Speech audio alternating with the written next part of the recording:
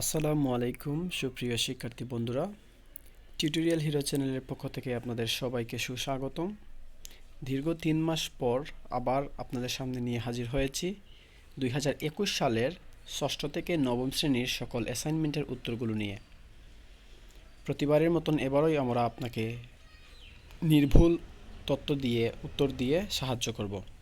তো আজকে নিয়ে হাজির হয়েছি ষষ্ঠ শ্রেণীর বাংলা প্রথম অ্যাসাইনমেন্ট ১ এর উত্তর। অ্যাসাইনমেন্টের বা নির্ধারিত কাজ ছিল যে নিচের রচনাংশটুকু চলিত রীতিতে রূপান্তর করো।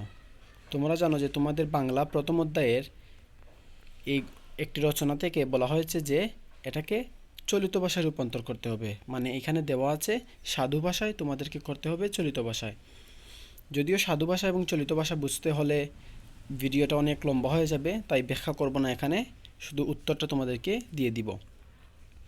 প্রশ্ন হলো যে তারপর স্বর্গীয় দূত পূর্বে যে টাকওয়ালা ছিল তাহার কাছে গেলেন। এই যে তাহার শব্দটা, এগুলো হলো সাধু ভাষা, মানে সাধু ভাষা বা সাধু রীতি যদি বলি, তার মানে ওইটা হলো বাংলার উপন্যাস বা বাংলার গদ্যের সাহিত্যে যে পূর্বে যে ভাষা লিখিতভাবে ব্যবহার করা হতো সেটা হলো সাধু ভাষা। এই যে তাহার এখানে হবে তার কাছে গেলেন। সেখানে গিয়া হবে না, এখানে হবে সেখানে গিয়ে। আগের মতো একটি গাবি চাহিলেন হবে না, চাইলেন হবে।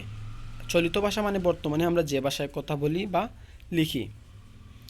তো এটার উত্তর যদি আমরা দেখি, আমরা ডিরেক্ট উত্তরে চলে যাব। এই হলো উত্তর, যে তারপর স্বর্গীয় দূত আগে যে টাকওয়ালা ছিল তার কাছে গেলেন। সেখানে গিয়ে আগের মতো একটি গাবি চাইলেন। সেও ডবল রোগীর মতো তাকে কিছু দিল না। তখন স্বর্গীয় দূত বললেন, আচ্ছা, যদি তুমি মিথ্যা বলে থাকো তবে যেমন ছিলে আল্লাহ তোমাকে আবার তেমনি করবেন। তারপর স্বর্গীয় দূত আগে যে অন্ধ ছিল তার কাছে গিয়ে বললেন, আমি এক বিদেশে আমার সম্বল ফুরিয়ে গিয়েছে। এখানে গিয়েছে 29 তো হবে, লেখার কিছু মিস্টেক হয়েছে।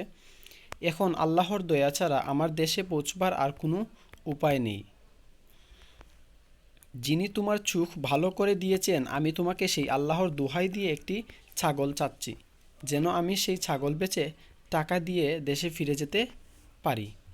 এই ছিল তোমাদের উত্তর।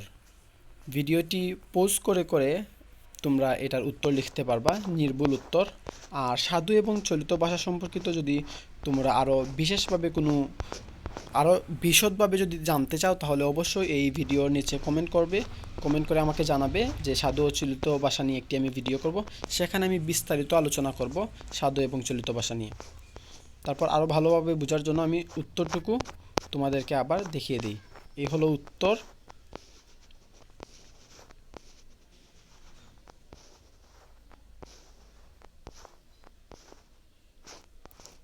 ওকে, আজকে এই পর্যন্ত ছিল।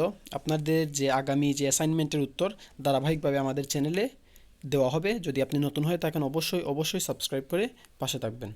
আসসালামু আলাইকুম।